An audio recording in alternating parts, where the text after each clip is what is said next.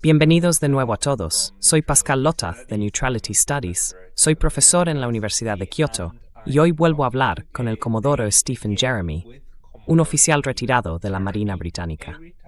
Steve, bienvenido de nuevo. Encantado de volver, Pascal. He estado escuchando algunos de tus podcasts recientes, especialmente el que trata sobre los orígenes de los neoconservadores y cómo el sionismo y el sionismo cristiano estadounidense influyeron en ello. Me pareció absolutamente fascinante.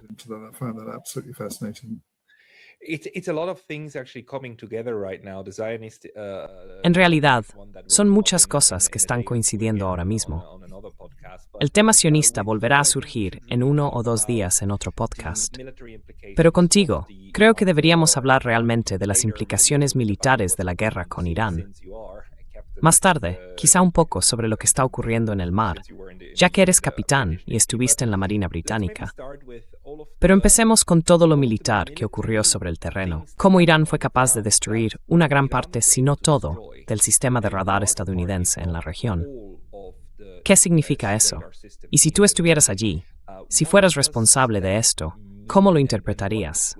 Quiero decir, esto debe de ser aterrador para el personal militar estadounidense sobre el terreno, ¿no?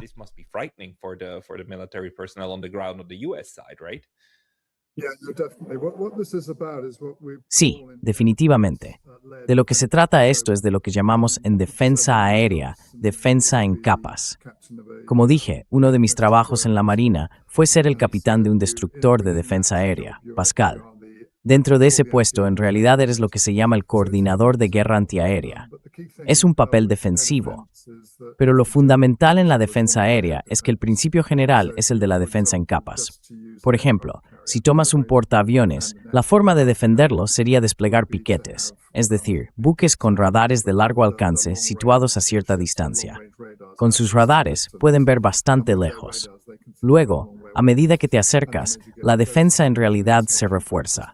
El objetivo de tener los piquetes, como los llamábamos, es que te dan mucho más tiempo.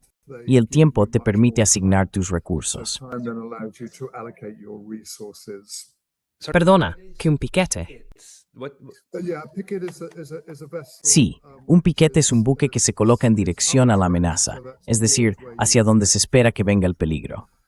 Lo que hace es darte mucho más tiempo. Esto comenzó realmente en la Guerra del Pacífico, Pascal. Durante esa guerra, los estadounidenses empezaron a desarrollar barcos con radar que podían alertar a los portaaviones antes de que llegaran los ataques. Eso significaba que si estaban, digamos, a unas 40 millas en dirección a la amenaza, hacia donde pensaban que vendría el peligro, obtenían unos 20 minutos más de aviso. Eso les permitía lanzar sus propias patrullas aéreas de combate y estar listos para interceptar esos aviones antes de que alcanzaran el núcleo de la fuerza de portaaviones, si entiendes lo que quiero decir.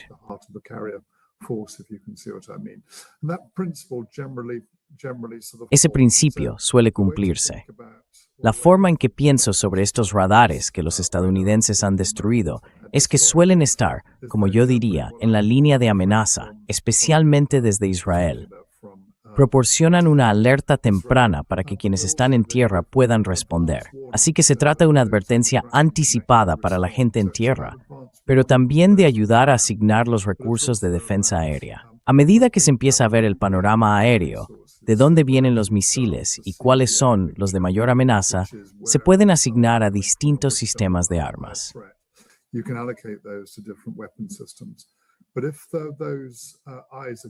Pero si esos ojos han desaparecido, y por lo que oigo, así es, entonces de repente te encuentras en una posición mucho más difícil.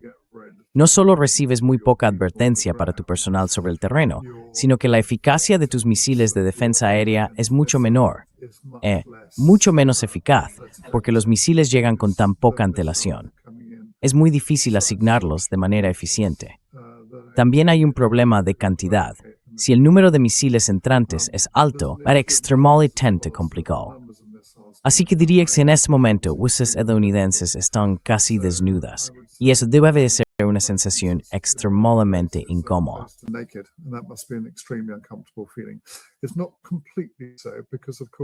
No es completamente así, porque por supuesto, lo que ocurrirá, Pascal, es que los estadounidenses tendrán aviones AWACS, es decir, aviones de alerta temprana y control aerotransportado.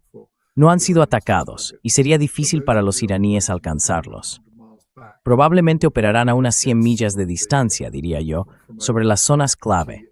Tienen radares muy grandes. La gente quizá recuerde cómo son, con esa especie de cúpula de nave espacial encima, una cúpula circular con forma de platillo.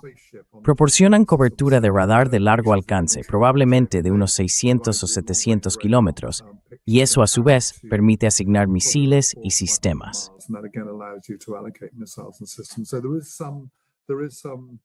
Así que hay cierta cobertura en ese sistema. Pero de nuevo, lo que tendremos que hacer es mantener uno de esos aviones en el aire las 24 horas del día, los 7 días de la semana.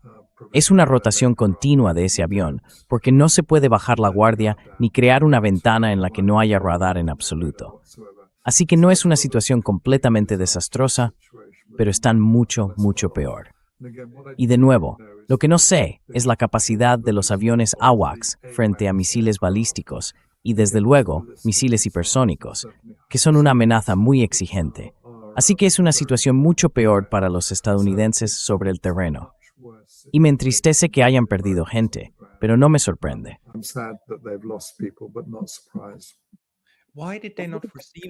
¿Por qué no previeron eso?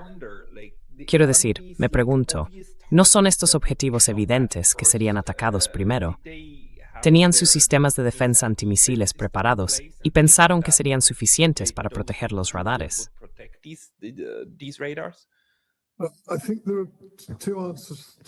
Creo que hay dos respuestas a esa pregunta. Es una pregunta que me he hecho a mí mismo.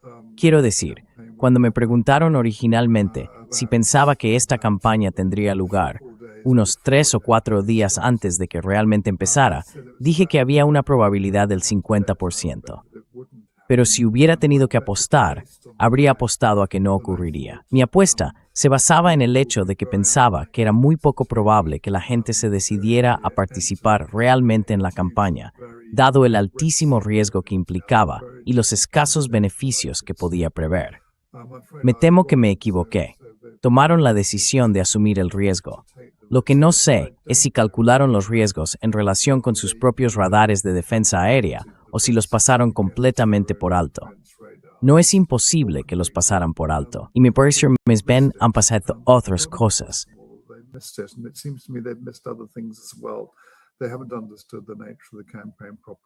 No han comprendido correctamente la naturaleza de la campaña. Así que solo hay dos posibles respuestas.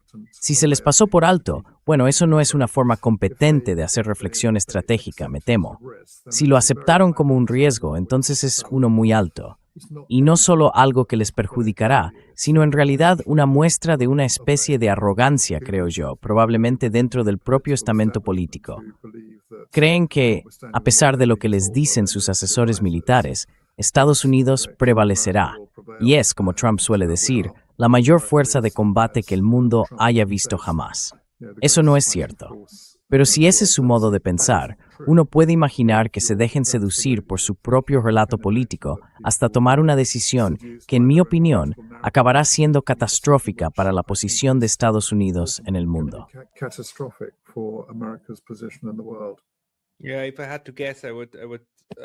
Sí, si tuviera que adivinar, diría que algunas de las personas que debieron de quedar más sorprendidas por esta decisión son probablemente el personal militar sobre el terreno allí, que entendía lo que significaba para ellos, incluso antes de que los primeros misiles impactaran en Teherán.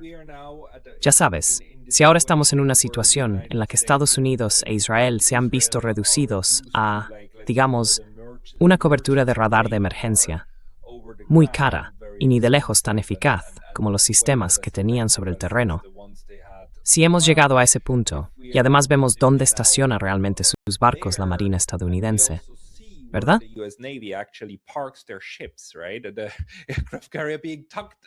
Sí, el portaaviones está guardado a salvo, como en el Mediterráneo. no en el Golfo en absoluto, ¿verdad? Y la distancia que Estados Unidos está poniendo entre sus activos navales, y también la idea de Donald Trump de ayer, y hoy estamos a 16 de marzo, ayer propuso esta idea. Oye, ¿qué tal si China, Japón, Francia, todos vosotros venís, traéis vuestros barcos y reabrís el estrecho de Hormuz? Ya sabéis, ¿por qué no hacéis esto? Y nosotros ayudaremos a lo grande. Todo en mayúsculas. Parece que son muy conscientes de que esos activos navales corren un peligro real, Sam, si se seca que invado a Irán, ¿no?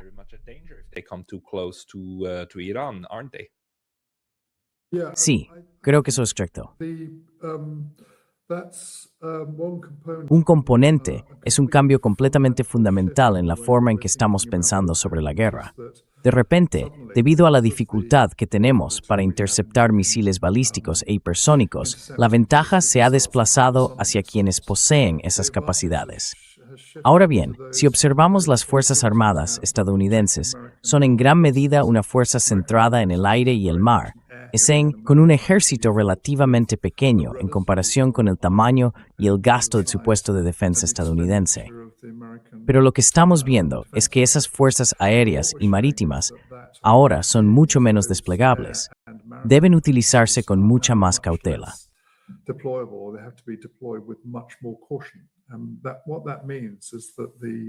Y lo que eso significa es que la capacidad de los estadounidenses para ejercer poder en todo el mundo se ha reducido significativamente.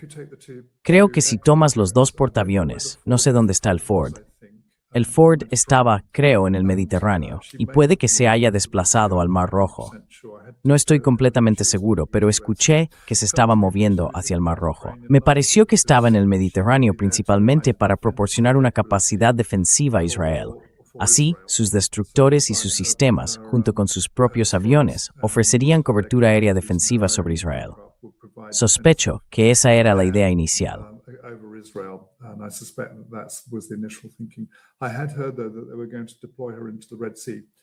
Había oído, sin embargo, que iban a desplegarla en el Mar Rojo por las preocupaciones sobre los oleoductos saudíes y su salida al Mar Rojo.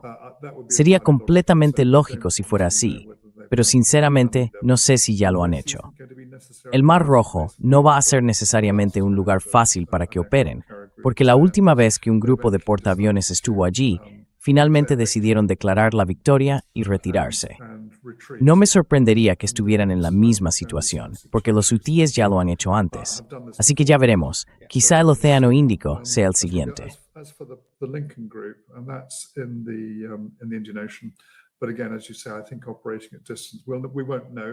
Pero de nuevo, como dices, creo que al operar a distancia no lo sabremos. Estoy seguro de que los iraníes lo saben, porque tendrán información tanto de los chinos como de los rusos sobre dónde está operando ese grupo. Pero me sorprendería que estuviera operando mucho más cerca de unas 400 millas al sur de la costa del sur de Irán. Así que ahora estamos en una situación muy diferente. Es irónico, creo, que Trump y Netanyahu, después de haber creado la guerra y la situación en la que los estrechos estuvieron casi cerrados, estén ahora pidiendo ayuda para abrir el estrecho. Creo que es muy poco probable que algún aliado acceda a esa petición debido a los riesgos. Y pienso que los riesgos de intentar realmente abrir los estrechos, por no hablar de llevar un portaaviones o un grupo anfibio hasta la isla de Karg, son tales que no puedo imaginar que la Casa Blanca quiera ver barcos estadounidenses siendo atacados.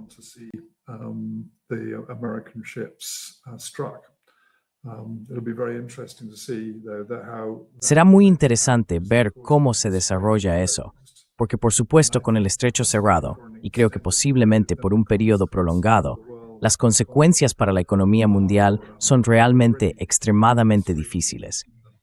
Creo que son potencialmente catastróficas, porque no veo ningún indicio de que Irán esté a punto de dar marcha atrás.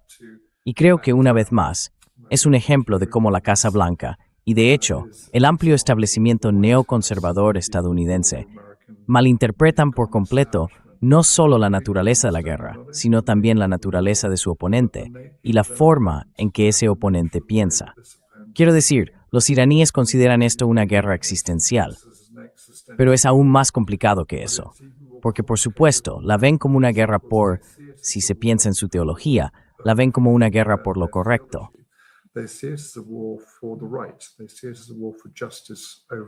Ellos lo ven como una guerra por la justicia contra el opresor. Y esto se remonta hasta la batalla de Karbala en el año 680 d.C., que los iraníes, y de hecho todos los chiíes, conmemoran cada año. Sin entrar en los detalles de eso, es necesario comprender ese tipo de lógica, porque de lo contrario se tiende a pensar que el oponente razona de la manera que uno llamaría racional, y se tiende a aplicar cosas como la teoría de juegos. Es decir, claramente los iraníes piensan de una manera racional, pero hay que reflexionar sobre esa racionalidad y vincularla con sus creencias religiosas y cómo se manifiestan. Así que creo que estamos en una situación muy difícil en esta guerra. No veo una salida fácil para la Casa Blanca.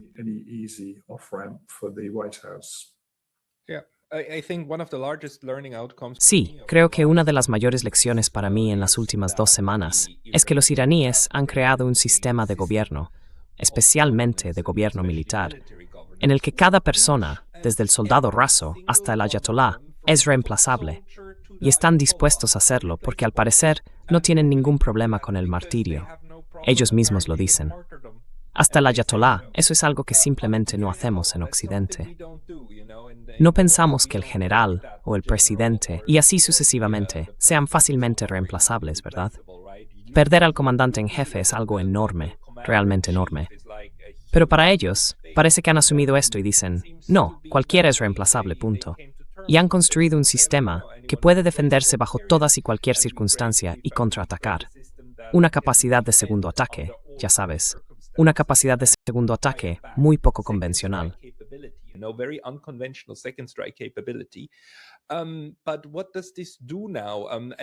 Pero ¿qué implica esto ahora? Deberíamos hablar sobre la economía global, pero sigo muy interesado en tus opiniones sobre la Marina. Sabes, no estoy del todo seguro de si sigue siendo así, pero hace un par de años, la fuerza aérea más grande del mundo era la Fuerza Aérea de Estados Unidos, y la segunda más grande era la Marina de Estados Unidos, simplemente porque tienen tantos aviones en esos barcos y en todos esos portaaviones. Sin embargo, primero, ¿está realmente un portaaviones en riesgo de ser hundido? Quiero decir, ¿qué haría falta para hundir uno? Y en segundo lugar, Rainer Rupp señaló esto en mi canal.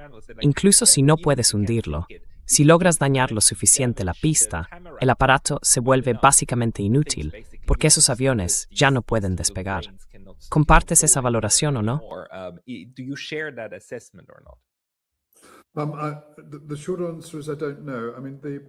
La respuesta corta es que no lo sé. Quiero decir, lo que tiene un portaaviones y no una base terrestre es la capacidad de moverse, y eso hace que sea mucho más difícil de atacar. Así que me sorprendería. Se ha hablado mucho de que el grupo Lincoln haya sido alcanzado, pero me sorprendería que fuera así. No he visto ninguna prueba, y he estado buscándola. La cuestión, sin embargo, no son tanto los drones, porque se puede proporcionar una defensa aérea en capas en un grupo de portaaviones, y tiene todo lo necesario para hacerlo.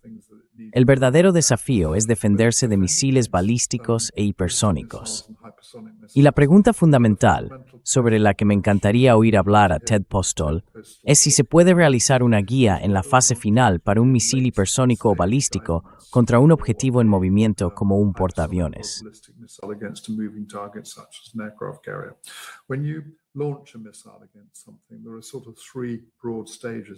Hay, por así decirlo, 3 etapas generales, Pascal. Así que, si estás lanzando contra un buque de superficie o cualquier tipo de barco en realidad, la primera etapa es el lanzamiento. Lo envías en una dirección general, basándote en información de inteligencia o de reconocimiento sobre la ubicación del barco. Así que lo envías hacia una latitud y longitud determinadas. Dependiendo del misil, luego proporcionas lo que se llama información de guiado de medio curso. A medida que el buque objetivo se mueve, ajustas y actualizas el misil para que siga dirigiéndose aproximadamente en la dirección correcta. Luego, la etapa final, quizá en las últimas 10 millas o incluso en las 2 últimas, pero relativamente cerca, es cuando proporcionas la guía de búsqueda final para que realmente se fije en el barco.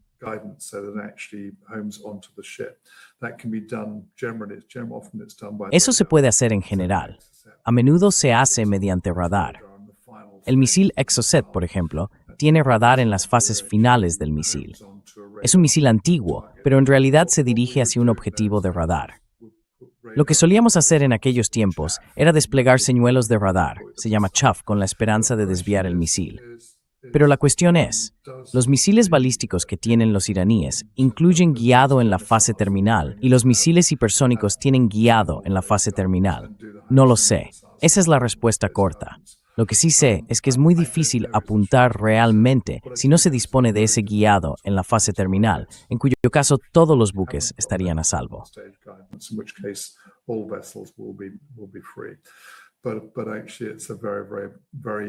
Pero en realidad es una decisión muy delicada, porque ya sabes, si se perdiera un portaaviones, no creo que uno de estos misiles pudiera hundir un portaaviones, pero sí podría causar suficiente daño como para dejarlo fuera de combate. Ya sabes, estos barcos son grandes, tienen cubiertas de vuelo blindadas. No están tan blindados como antes, pero aún pueden soportar daños considerables. Lo que eso también significa, sin embargo, Pascal, es que no se trata solo de los portaaviones, y mucha gente se centra en los portaaviones, sino de todos los buques de superficie, fuerzas anfibias, fuerzas de reabastecimiento.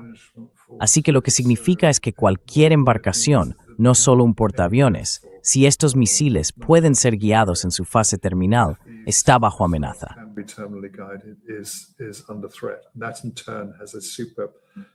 Eso, a su vez, tiene un impacto muy importante en un país que tiende a desplegar su poder aéreo desde portaaviones en el mar, o su poder desde fuerzas anfibias, porque cambia las cosas por completo.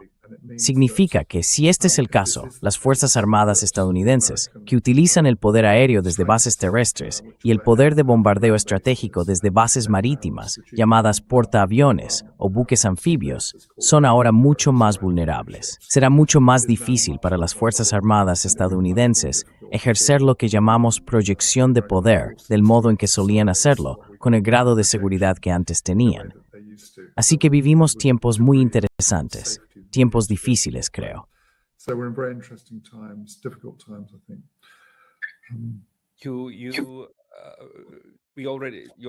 Ya has empezado a hablar del estrecho de Hormuz y, por supuesto, de toda la zona del Golfo. Parece bastante claro. Los iraníes lo están diciendo abiertamente, desde sus representantes gubernamentales hasta personas como Mohammad Marandi en mi canal. Dicen, queremos que los estadounidenses se vayan, deben marcharse. Su capacidad de amenazarnos desde la región del Golfo debe ser eliminada. O se retiran por sí mismos, o los destruiremos. ¿Crees que esto se está convirtiendo cada vez más en un objetivo realista para los iraníes? El de obligar realmente a Estados Unidos a retirarse por completo, quizás hacia Israel o a otro lugar, pero abandonar la región.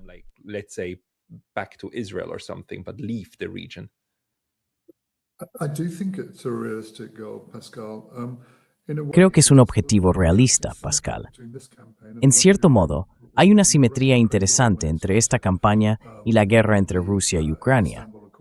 Quiero decir, cuando comenzó la guerra entre Rusia y Ucrania, si miras los acuerdos de Estambul, las exigencias rusas eran, ahora parecen mucho menos amplias de lo que son hoy. Fue simplemente una tragedia para Ucrania. Pero por supuesto, cuando quedó claro que Occidente iba a luchar a través de la OTAN, los rusos aumentaron sus exigencias para alcanzar sus propios objetivos de seguridad. Y creo que estamos viendo algo similar aquí.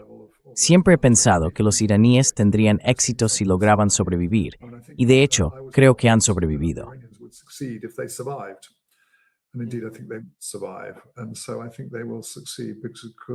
Y por eso creo que tendrán éxito, porque por supuesto, el objetivo es difícil determinar cuál es realmente el objetivo estadounidense. Pero el objetivo, que algunos llamarían cambio de régimen, yo intento conscientemente no usar esa expresión porque está cargada de connotaciones. En su lugar, utilizo la expresión derrocamiento del gobierno. Así que los estadounidenses buscaban derrocar a un gobierno que era reconocido como legítimo en todo el mundo, excepto en Occidente. Creo que ese era su objetivo. Y parece claro que no van a poder alcanzarlo. Mientras tanto, los ucranianos están planteando ahora exigencias que van más allá de la supervivencia. Quieren el fin de las sanciones, quieren reparaciones, quieren que los estadounidenses se marchen de sus bases.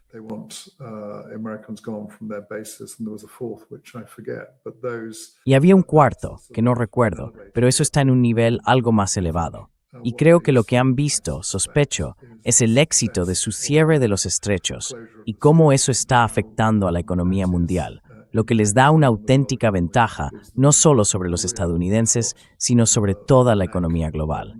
Así que creo que sí, lo es, porque el problema que tienen los estadounidenses es la logística y la munición. Pero también creo que el otro problema es que cada vez más en Washington, y empezamos a verlo en la prensa estadounidense, hay una preocupación real por esta otra guerra. Parece que hay una falta de apoyo allí.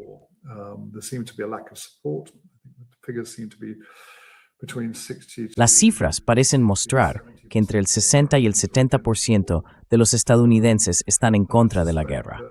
Y sospecho que a medida que empiecen a haber algunas bajas estadounidenses, parte de esto inevitablemente, algunos de los problemas que hemos tenido, y algunos de los problemas con los sistemas estadounidenses y la pérdida de bases estadounidenses acabarán saliendo a la luz. Creo que cada vez más los estadounidenses empezarán a ver esto como un desastre estratégico. A mí me parece peor que Vietnam, porque en Vietnam, ya sabes, estaba relativamente contenido. Pero esto es muy diferente, porque si yo estuviera en los Estados Árabes del Golfo, ahora estaría reflexionando seriamente sobre mi relación con Estados Unidos.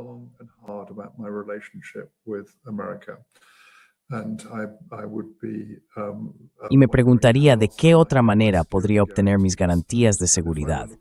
Y si lo analizara desde un punto de vista puramente racional, probablemente diría que mis mejores garantías de seguridad vendrían de una combinación de los rusos y los chinos, más que de los estadounidenses. No sé si llegarían tan lejos, pero si me pidieran que les asesorara, diría que hablaría con ambas entidades. Así que, si eso ocurriera, sería un cambio radical. Pero el problema, creo, es que mientras los estrechos no se abran, no hay indicios de que los iraníes estén intentando poner fin a la guerra.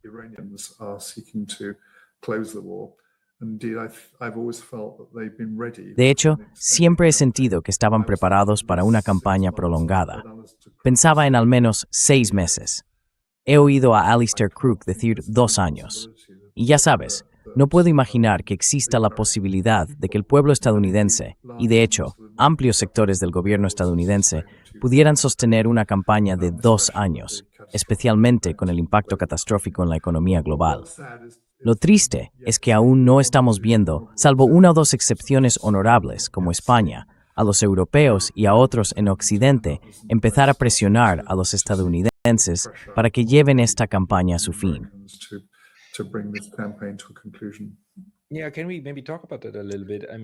Sí, podemos hablar un poco de eso. Quiero decir, en las primeras horas de la guerra, Keir Starmer en el Reino Unido anunció que estaban muy conmocionados y que no iban a dar acceso a sus bases a Estados Unidos para hacer esto. Pero en menos de 24 horas, dijeron que, a esas alturas, todo había cambiado, porque Irán estaba atacando indiscriminadamente a sus vecinos y que el Reino Unido abriría sus bases para acciones defensivas. Hasta ahora llevamos 2 semanas, pero sigue siendo la misma jerga. Acciones defensivas. Y los europeos respaldan la idea de que en una guerra de agresión puede haber un bando defensivo, lo cual, tiene cierta lógica. Y por supuesto, los estadounidenses pueden volver a usar Diego García y otros lugares. Hemos visto imágenes de bombarderos estadounidenses despegando directamente desde el Reino Unido. Probablemente también se esté utilizando Ramstein en Alemania para llevar esto a cabo. ¿Cuál es tu valoración del apoyo general europeo y de esta, en mi opinión, jerga absurda de acciones defensivas lanzadas desde recursos y territorio europeos?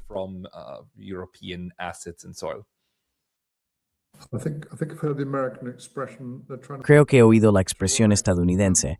Están intentando montar 2 caballos con un solo trasero.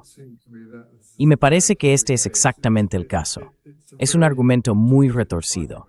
Puedo entender por qué lo hacen, porque Por supuesto, está la llamada relación especial con los estadounidenses y la necesidad o el deseo de mantener a los estadounidenses implicados en Ucrania. Creo que eso ya es capaz, pero aún están intentando hacerlo. Pero por otro lado, estoy seguro de que ven las consecuencias catastróficas que la campaña está teniendo en el Golfo y ya en los precios de la energía a nivel mundial. Así que creo que están intentando cabalgar dos caballos a la vez, y eso es algo muy difícil de hacer. El argumento, en mi opinión, es retorcido. Supongo que es mejor que un apoyo total, pero en realidad, si yo asesorara a cualquier gobierno de Europa, mi consejo sería que este es el momento de dar un paso atrás, porque no está en nuestros intereses de seguridad nacional que se nos vea apoyando visiblemente a Estados Unidos, y como consecuencia de ese apoyo, prolongando la guerra.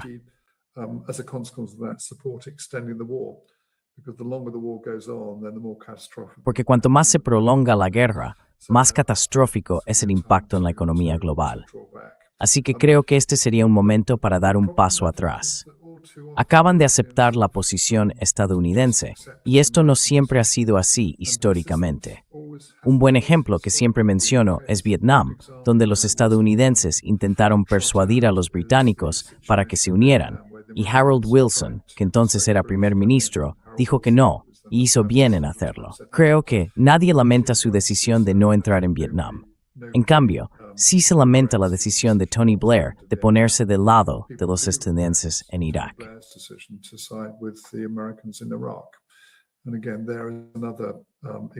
Y de nuevo, hay otro ejemplo de lo que creo que es un pensamiento ligeramente retorcido, que consiste en creer que la relación especial está por encima de todo. Ese por encima de todo no pretendía ser el juego de palabras que en realidad es. Pero si la relación especial prevalece sobre todo lo demás, eso demuestra una falta de claridad al pensar en el futuro de un país, en sus verdaderos intereses estratégicos. Y creo que a veces no necesariamente se daña una relación especial por decir que no en alguna ocasión. En realidad, no es una relación especial, por supuesto, porque la relación especial que tiene Estados Unidos es con Israel.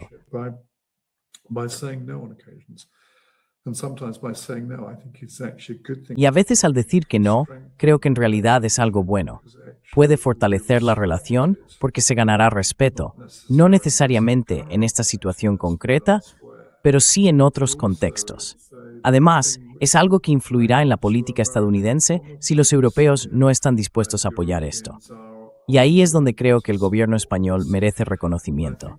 Creo que han hecho lo correcto y lo han hecho por su país. Felicitar. Quizás sea una palabra demasiado fuerte, pero es el tipo de decisión que yo habría tomado y habría recomendado en sus circunstancias, si me hubieran preguntado qué es lo mejor para los intereses de seguridad nacional de España.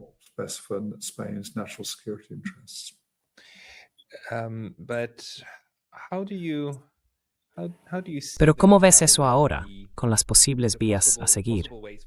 Porque los europeos están en un punto en el que el primer ministro belga acaba de anunciar: mirad, chicos, no podemos derrotar a los rusos. Quizá tengamos que hablar con ellos. Por supuesto, Fico en Eslovaquia dijo lo mismo.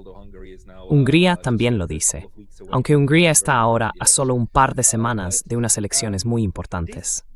Pero esta guerra con Irán ya está trayendo mucho dinero a la región. La gente habla de unos 12.000 millones hasta ahora, en apenas 2 semanas.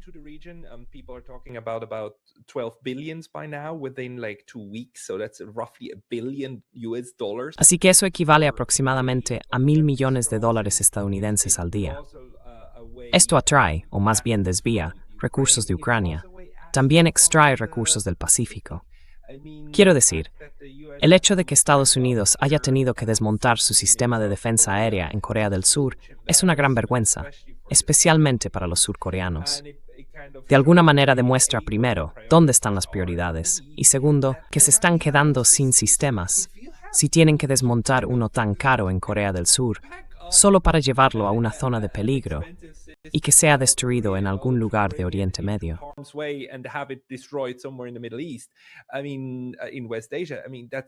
Quiero decir, en Asia Occidental, eso no da una muy buena señal, ¿verdad? sobre vuestras capacidades.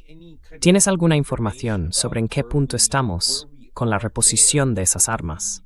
No sé si alguien es realmente capaz de controlar cuánto se ha disparado con el tiempo y verificarlo de forma independiente, pero si tienes alguna cifra, ya sea que haya aumentado o disminuido, o qué es lo que aún queda en términos de recursos, sería muy interesante saberlo.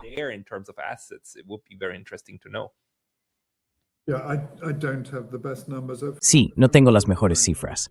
Si tuviera que aconsejar, iría al sitio web de Larry Johnson, Sonar 21. Larry es un analista muy bueno en este tipo de cuestiones. No creo que nadie lo sepa con certeza, pero lo que estamos viendo es algo fundamental. Dije que los componentes clave del poder militar eran la energía, porque la necesitas para hacer funcionar los tanques y todo lo demás, y la capacidad industrial. Cometí un error en ese artículo, que voy a corregir en uno futuro, porque el tercer componente clave es la capacidad de pensar estratégicamente. Está claro que en Occidente no tenemos eso. Estamos viendo no solo una falta de capacidad industrial, sino también un valor muy pobre por el dinero que se gasta. Estados Unidos es un muy buen ejemplo de ello. Gasta tanto como los siguientes, quiero decir 7, pero podrían ser 13 países juntos.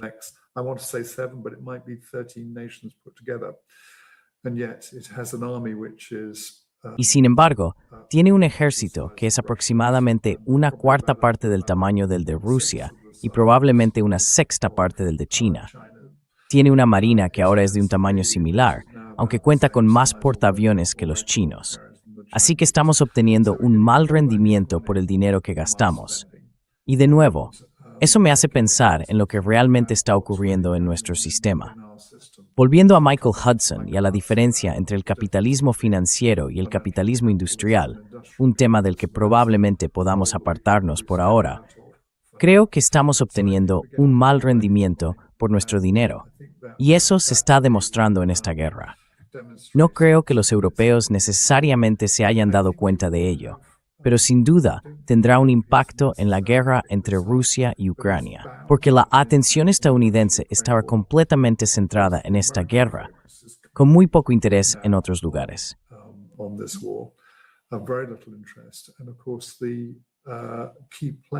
Y por supuesto, el actor clave ahora, o un posible actor clave, para poner fin a esta guerra es Rusia. Así que no me sorprende en absoluto que Trump haya llamado a Putin. Parece que mantuvieron una conversación bastante sobria. Rusia podría desempeñar un papel en la conclusión de esta guerra, porque dudo mucho que los iraníes vayan a escuchar a los estadounidenses. Quiero decir, uno se pregunta, ¿por qué lo harían? Cada vez que han intentado negociar con los estadounidenses, han sido atacados. Creo que los más plausibles para mediar algún tipo de conclusión a esta guerra serían los rusos.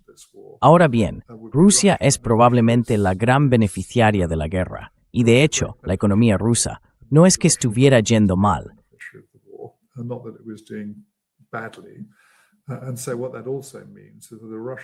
Y eso también significa que la economía rusa va bien, y que las posibilidades de que los europeos sancionen a Rusia hasta llevarla a la mesa de negociación son aún menores de lo que ya eran. Pero, en realidad, también es de interés para China que la guerra llegue a su fin. Así que creo que los dos mediadores ideales serían China y Rusia. Y por supuesto, es difícil para los estadounidenses invitar a Rusia a mediar en esta guerra, mientras al mismo tiempo proporcionan apoyo e inteligencia a Ucrania y a los europeos. Por eso creo que ya es hora de que los europeos empiecen a reflexionar sobre esto y digan, de acuerdo, esta guerra ha terminado. Necesitamos salir de ella en Ucrania y trabajar con quien pueda ayudarnos a convencer a los estadounidenses de poner fin a la guerra iraní.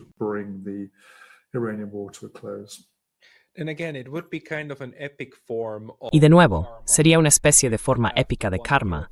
Sí, después de un año de que Estados Unidos fingiera ser una tercera parte no implicada, que intenta mediar entre Ucrania y Rusia, acabara suplicando a Rusia que fuera un intermediario no implicado entre Irán y ellos. O si eso fuera simplemente lo que ocurriría, aunque no lo pidieran expresamente, pero que eso fuera lo que sucediera de manera natural, para que Estados Unidos pudiera de algún modo salvar las apariencias, porque también va un poco de eso, ¿no?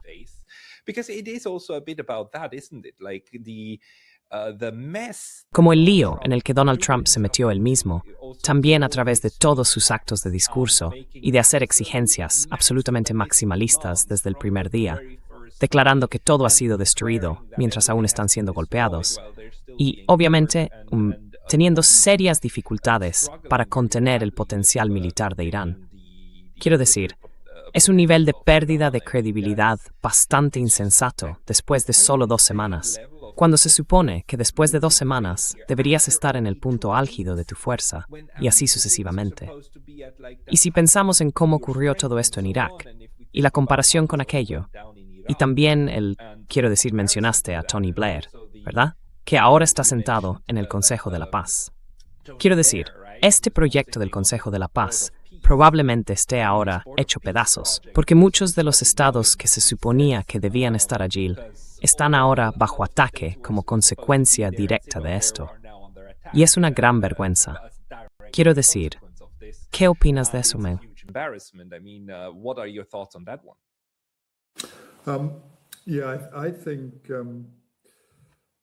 Sí, creo que sabemos que la historia tratará mal a Trump y a Netanyahu, pero creo que en realidad es aún peor que eso. Creo que esto será recordado como el peor error de cálculo en política exterior, no solo desde la Segunda Guerra Mundial, sino en toda la historia de Estados Unidos.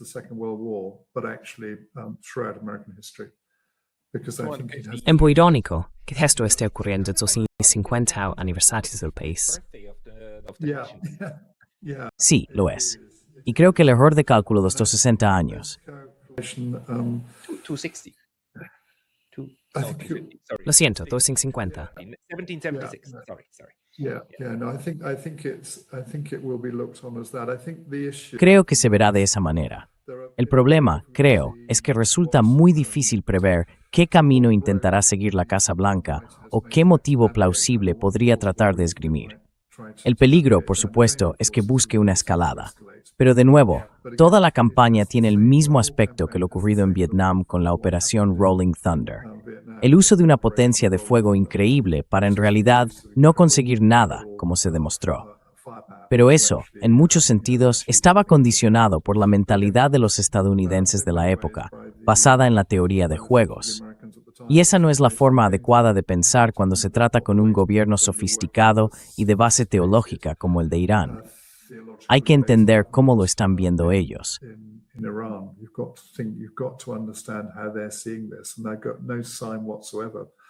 Y no he recibido absolutamente ninguna señal desde dentro de la Casa Blanca de que alguien lo haya hecho. Lo que estoy viendo son cifras de EXIF, exactamente el mismo tipo de cosas que vimos en Rolling Thunder. Había un libro muy bueno titulado A modo de retrospectiva de Robert McNamara, en el que explicaba cómo empezaron a enumerar cosas. Hablábamos de recuentos de bajas y cosas por el estilo. No tuvo ninguna influencia en el resultado de la campaña. De hecho, forma parte de la sociedad estadounidense. No creo que sea algo malo ni bueno. En los negocios es bastante útil. Pero no se puede simplemente enumerar cosas y suponer que porque se han lanzado cierto número de bombas, eso sea un buen indicador clave de rendimiento. El indicador clave de rendimiento es el éxito, y no vemos ningún signo de éxito.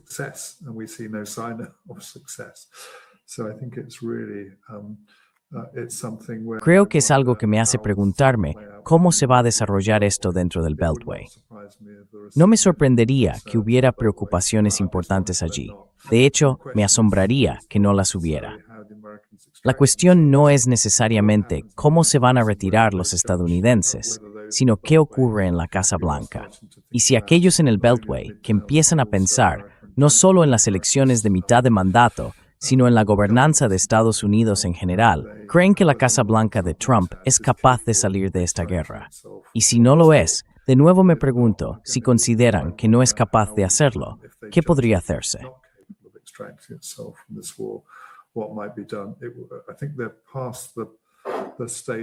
Creo que han superado la etapa del juicio político basado en la ley de poderes de guerra. Pero me pregunto si podríamos ver la publicación de todos los archivos de Epstein y qué podría derivarse de eso. No me sorprendería mucho, Pascal, Pero ya sabemos, quiero decir, creemos saber, aunque no con certeza, que hay indicios significativos de que tanto Vance como Gabbard están muy incómodos con la forma en que van las cosas. Y sospecho que no están solos. Así que, de un modo u otro, creo que es difícil ver cómo se quiere pensar. Irónicamente, una virtud es existencial para Israel, existencial para los iraníes y existencial para la Casa Blanca de Trump. Existential for the Iranians and existential for the Trump White House. Which is why a lot of people are very Por eso, mucha gente está realmente asustada por el potencial de una escalada nuclear, ¿verdad? Que ya sea Israel o Estados Unidos, o Israel con el visto bueno de Estados Unidos, puedan llegar a usar armas nucleares para intimidar a los iraníes y hacer que se rindan. ¿Tú también ves ese peligro? do you see that danger as well? I do see it as a danger. I would just Sí, lo veo como un peligro. De nuevo, me gustaría pensar que es algo que los estadounidenses evitarían. No sé si pueden evitarlo. Pero tampoco creo, y aquí está la ironía, que eso cambiaría la campaña. No creo que los iraníes se sintieran intimidados. Esta es una guerra teológica de naturaleza existencial para los iraníes. Y creo que lo único que lograría sería convertir a Israel y a Estados Unidos en estados aún más parias de lo que ya se están volviendo debido a la forma en que se ha llevado a cabo la guerra.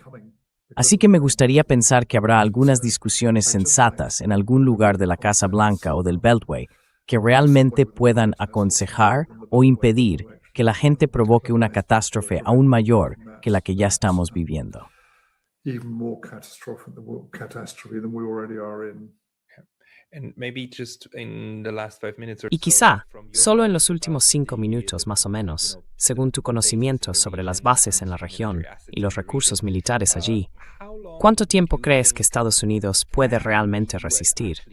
Porque en este momento parece que son ellos los que corren mayor peligro de ser aniquilados, en el sentido de que sus instalaciones sean destruidas. ¿Cuántos recursos hay realmente? ¿Y puede Irán eliminarlos? ¿O hay un punto en el que, después de haber sido atacados tantas veces, los iraníes puedan seguir lanzando nuevos misiles contra esas instalaciones, pero aún así no logren acabar con el personal, ni con las capacidades básicas en los búnkeres y demás?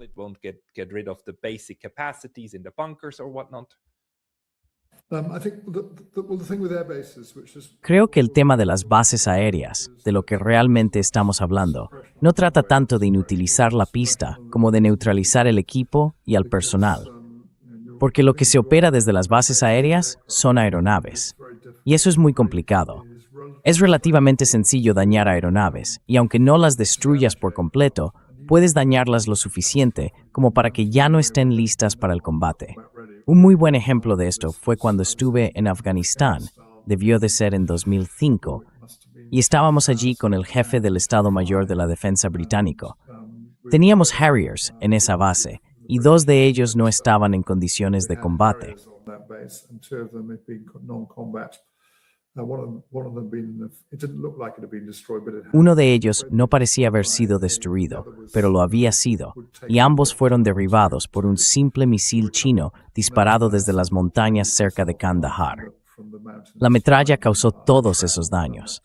Así que el verdadero problema ahí es mantener tus aeronaves a salvo, y creo que si no puedes mantenerlas seguras, entonces tienes que retirarlas.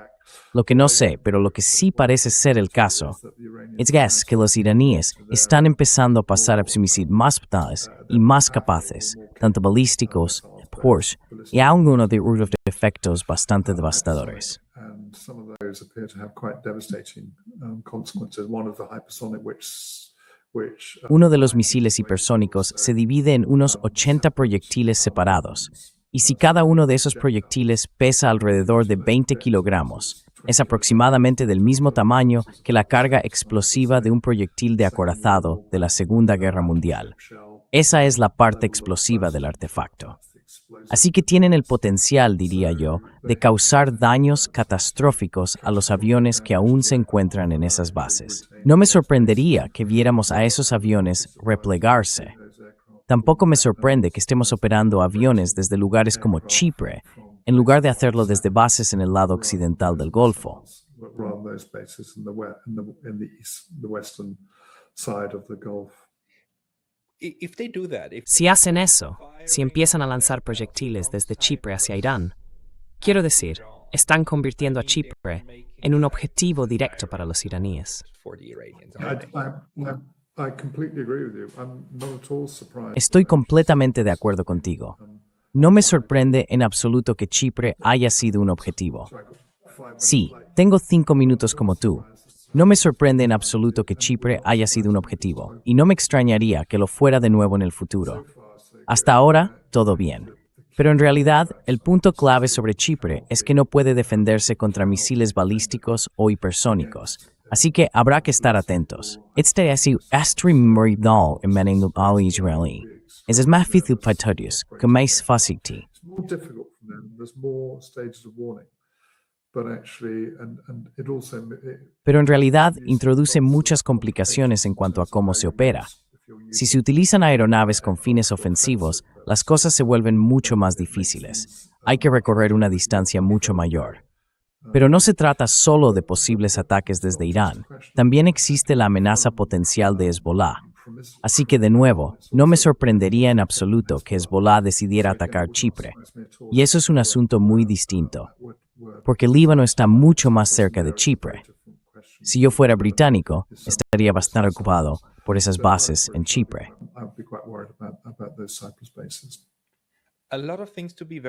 Hay muchas cosas por las que estar muy preocupado, como que las bases de repente se conviertan en una carga. Bueno, esa es la realidad con la que vivimos ahora. Steve, si la gente quiere seguirte, ¿a dónde debería ir? ¿Hay algún lugar donde publiques tu análisis? Yeah, I do. I have a Substack, but actually, Sí, la tengo. Tengo un Substack. Pero en realidad, para cuando tengamos nuestra próxima charla, puede que esté en una mejor posición, porque acabo de empezar a configurar el Substack. No está en muy buen estado en este momento, así que no querría promocionarlo todavía. Se llama El Poder del Mar de Morgello, pero voy a cambiarle el nombre al Substack. También voy a lanzar un canal de YouTube después de Pascua, así que ese será el momento de dirigir a la gente en la dirección correcta, Pascal. Muy bien, gracias. right direction, Pascal, for which thank you. Muy bien. Y hablaremos de nuevo más tarde, cuando todo esto esté preparado, para que podamos informar a la gente de dónde encontrarte.